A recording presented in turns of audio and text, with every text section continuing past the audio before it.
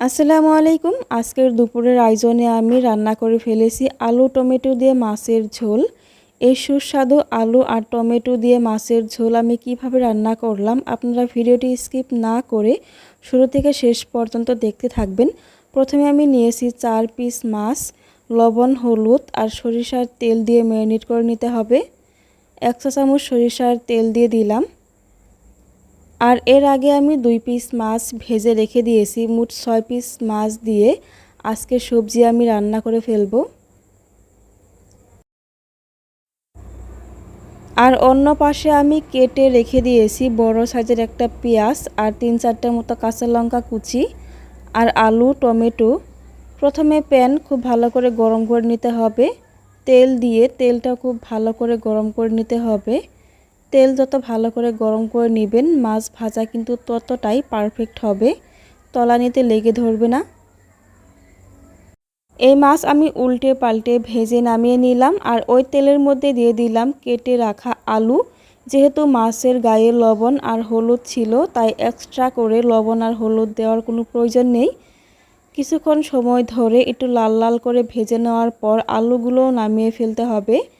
আর এবার দিয়ে দিলাম সরিষার তেল, পরিমাণ মতো একটা তেজপাতা আর পেঁয়াজ কুচি।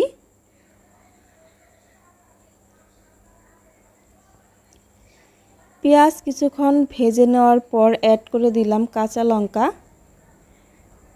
আর এবার দিয়ে দিব পরিমাণ মতো গুঁড়ো মশলাগুলো।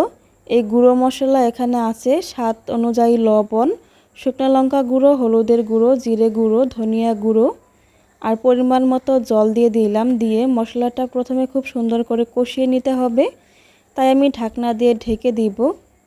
দিয়েও অপেক্ষা করব খুব সুন্দর করে কষানো হয়ে যাওয়া পর্যন্ত।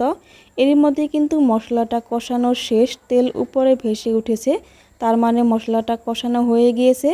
আর ভেজে রাখা আলুগুলো দিয়ে দিলাম।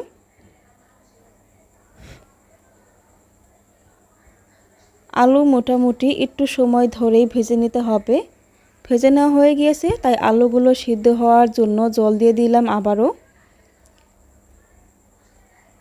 যখনই দেখা যাবে আলুগুলো হাফ সিদ্ধ হয়ে গিয়েছে ওই পর্যায়ে দিয়ে দিতে হবে টমেটোগুলো।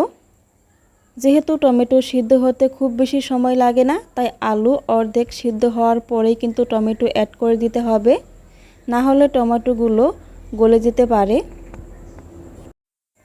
কিছুক্ষণ পরে কিন্তু এই টমেটোগুলো আলুর সাথে খুব সুন্দর করে কষানো হয়ে গিয়েছে, তাই ঝোলের জন্য জল দিয়ে দিলাম। আর এই ঝোল দেওয়ার পরে কিন্তু সঙ্গে সঙ্গেই মাছগুলো একটা একটা করে উপরে দিয়ে দিতে হবে।